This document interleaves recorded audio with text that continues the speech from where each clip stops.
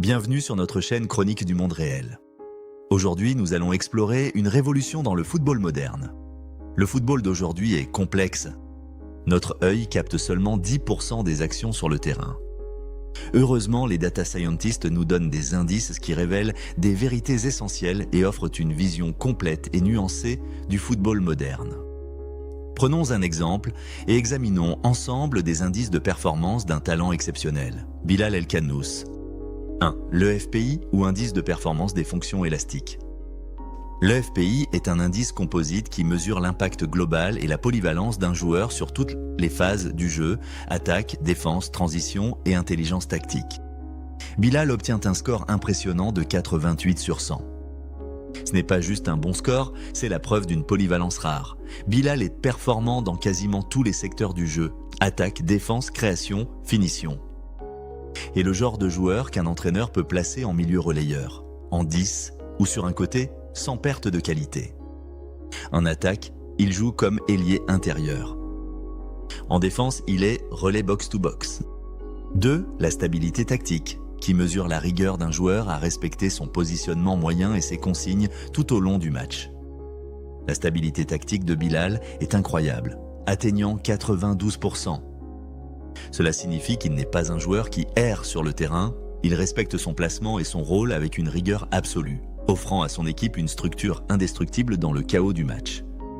3. L'influence totale, qui mesure l'impact global d'un joueur sur le jeu et les résultats de son équipe.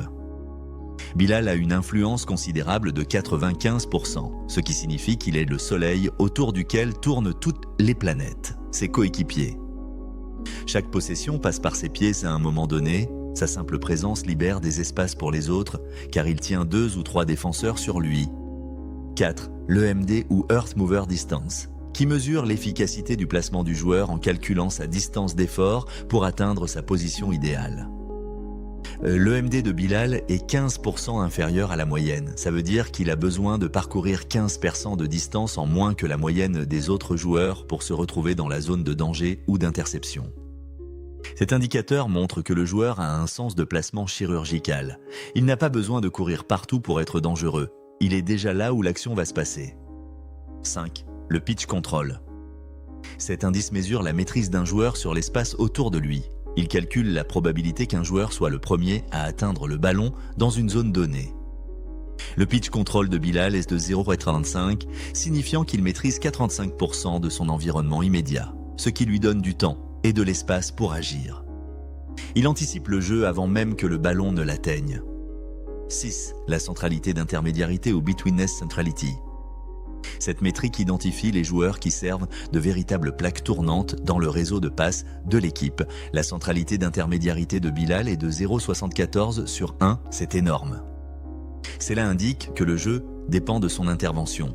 Il n'est pas seulement un passeur, il est la solution de sortie de secours et le point de départ de chaque offensive.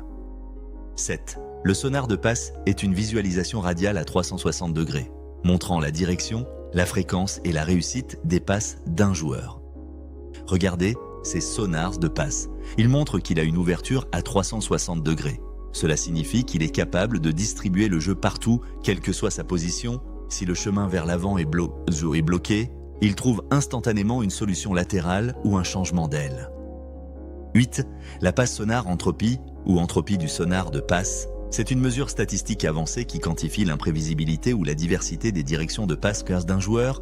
Si le sonar de passe est le dessin de la rose des vents, l'entropie est le chiffre qui dit si cette rose est équilibrée ou non. Sa passe sonar entropie est très élevée, elle révèle son imprévisibilité. Pour un défenseur, il est impossible d'anticiper sa prochaine passe. En moyenne, il réussit 4,2 passes progressives par match. Il est donc le cerveau de l'attaque. 9. L'analyse de la pression angulaire, qui calcule le pourcentage d'encerclement en degrés d'un porteur de balle par rapport à ses options de sortie.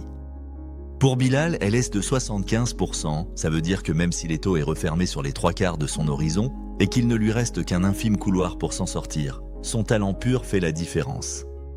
10. Le masquage et cône du gardien, qui est un concept tactique mesurant la capacité d'un joueur à tirer en utilisant un défenseur pour obstruer la vue du gardien. Bilala a une grande capacité de déjouer le cône du gardien en utilisant un défenseur pour obstruer la vue du gardien. Il a marqué tellement de buts de cette façon. 11, XG, buts attendus, et XA, passes décisives attendues.